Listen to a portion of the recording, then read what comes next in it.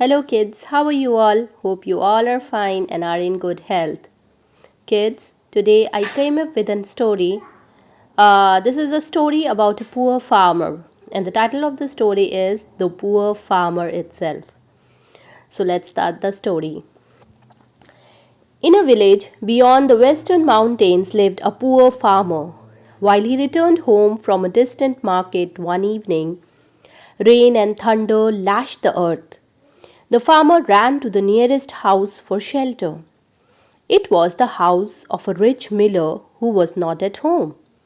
The farmer was afraid that the miller's wife might not let him in, so he lied. "I am a hermit," the farmer said. "Please give me shelter for the night." The miller's wife had invited the local priest at her house for dinner that night. She loved to invite people at lavish dinners. Her husband, the miller, did not want such feasts at home, so she did it secretly when he was away. However, she did not have the courage to turn away a hermit. She let the farmer in and told him that he can spend the night in the haystack by the kitchen. The farmer lay in the haystack and soon dozed off.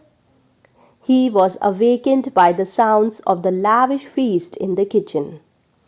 The priest was having a good time as the miller's wife served him roasted chicken, salad, cake, and pudding. The farmer was really hungry, but all he could do was to lie quietly in the haystack. Suddenly, there was a loud knock at the door. Then they could hear the miller calling aloud. The miller's wife panicked. "Oh, Lord, my husband has returned. Come and hide inside this kitchen cupboard," she said to the priest. She hid the pot of roast inside the oven, the salad under the bed, the pudding behind the mirror, and the cake inside the wardrobe. Then she opened the door. The miller came in and saw the farmer lying in the haystack. "He is a noble hermit who has taken refuge for the night," said miller's wife. "Good," said the miller.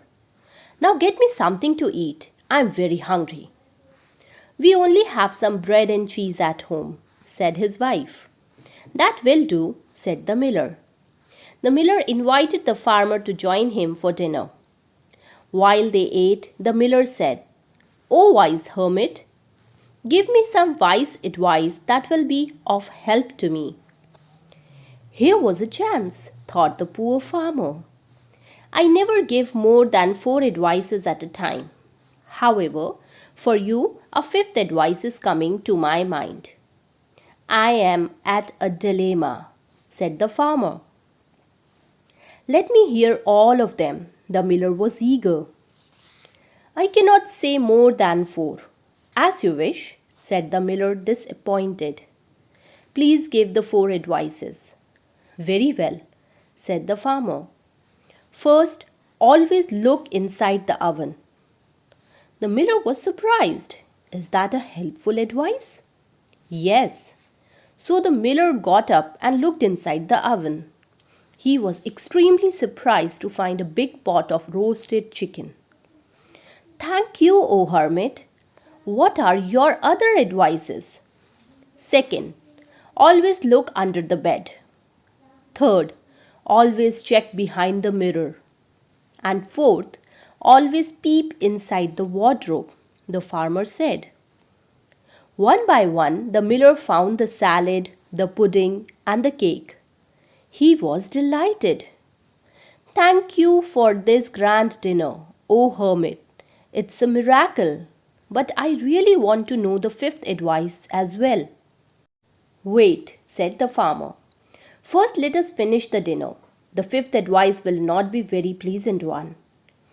After they have had a hearty dinner, the farmer said, "I repeat, I never give 5 advice at a time." But then the miller was deeply interested. "I shall pay you 500 gold coins," he said. "All right then. The fifth advice is, carefully check the kitchen cupboard." Why carefully? Asked the miller. Because an evil spirit is hiding in it, replied the farmer. My God, we need to drive it away at once, shouted the miller. He rushed to the cupboard with a knife and yanked open its door. The hiding priest let out a frightful yell, pushed the miller away, and dashed out of the house. All covered up in a black overcoat, he indeed looked like an evil spirit. The miller was relieved. Good riddance, he exclaimed. Thank you, O great sage. His wife was happy too, because her husband had not found out about the secret feast. But the poor farmer was the happiest one, because he was no longer poor. He returned home the next day with 500 gold coins and lived happily ever after. So, this was the end of the story. Hope you all have enjoyed the story. Do spread the word, share it with your family and friends. Do like and comment below. Thank you so much for listening to this story.